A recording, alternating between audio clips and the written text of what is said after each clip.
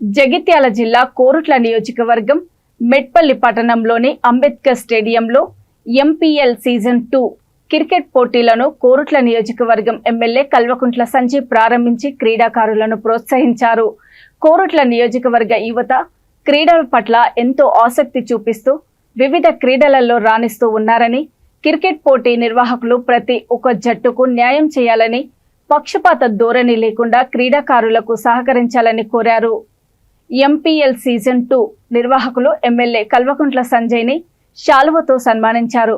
కార్యక్రమంలో మెట్పల్లి మున్సిపల్ కౌన్సిలర్లు, క్రికెట్ అభిమానులు, పీటీ ఆల్రౌండర్ గంగాధర్, క్రీడాకారులు పాల్గొన్నారు.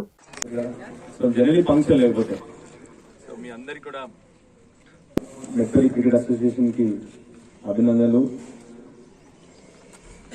మా కౌన్సిల్ అందరికీ నమస్కారం. మా ప్లేయర్స్ కి, ఇక్కడికి వచ్చిన ప్రేక్షకులకి అందరికీ నమస్కారం. మా జర్నలిస్ట్ నమస్కారం. అందరికి కూడా బెస్ట్ విషెస్. మంచిగా మనం మెట్పల్లికి తగ్గట్టుగా అందరు మంచి క్రికెట్ ఆడండి. అందరు స్పోర్ట్స్ మెన్షిప్ తో ఆడాలి. ఏమాత్రం చిన్న చిన్న ప్రాబ్లమ్స్ ఉండకూడదు. నువ్వేనా జడ్జి? నువ్వేనా అన్నిటికీ ఎంపైరీ? నువ్వేనా? నువ్వు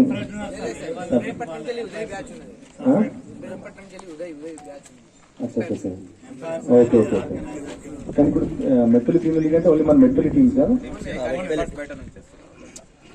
ఎంపైర్ ప్లేయర్స్ అందరూ మెట్పల్లి అందరా? రైట్. సో మళ్ళీ ఒకసారి ఇప్పుడు గ్రౌండ్ చూసినా చాలా బ్రహ్మాండంగా చేస్తున్నారు, నీట్ గా. ఇదే స్ఫూర్తితో ఎప్పుడు ఇట్లా క్రికెట్ గ్రౌండ్ మన గ్రౌండ్ నీట్ గా పెట్టుకోండి దయచేసి. ఇంకా కొన్ని చిన్న చిన్న పనులు ఉన్నాయి. ఆ పనులు కూడా పాపం మా గంగాధర్ సార్ రోజు గుర్తు చేస్తా ఉన్నాడు నాకు. తప్పకుండా ఆ పనులు కూడా ఫినిష్ చేపిస్తాం మీ అందరికి కూడా.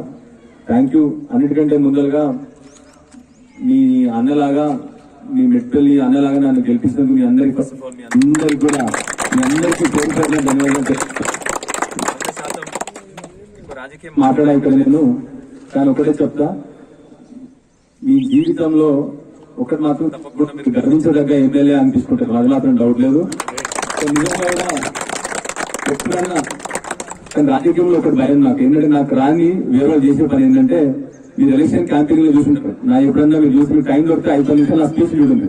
నాకు తిట్టడానికి రాదు. వేరే వాళ్ళేమో కేవలం తిడతా ఉంటారు. నాకు భయం ఏంటంటే నెక్స్ట్ గా తిట్టడానికి నన్ను ఏదో తిడతారు, కానీ 100% మీకు మాత్రం గ్యారంటీ చెప్తున్నా, ఏ ఒక్క రోజు కూడా నేను తప్పు పని చేయ. మీకు ఎప్పుడన్నా ఎవరైనా వినిపిస్తే నన్ను వచ్చి అడుగుతుంది, ధైర్యంగా అడుగుతాను. అందరూ కూడా నిజాయితీగానే ఇన్ని ఏళ్ళున్నా తప్పకుండా మీ అందరూ కూడా చెప్తా ఉన్నా గ్యారంటీగా. ఎందుకంటే మామూలుగా ఈ మధ్య రాజకీయ నాయకులు అంటే ఏంది,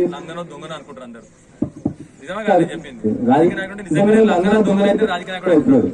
నేను చూసింది ఏంటంటే రాజకీయ నాయకులు అందరూ ఫస్ట్ అబద్ధాలు వేసుకోవాలి, గలీజ్ మాటలు మాట్లాడాలి, వేరే మీద దుమ్మెత్తు పోయాలి. నిజంగా నేను చెప్పింది. నేను మాత్రం అవి చెయ్య. సో మరి వేరే వాళ్ళని చేస్తుంటే నేను రెస్పాండ్ కాదు. మరి మీరు నిజం అనుకున్నారు.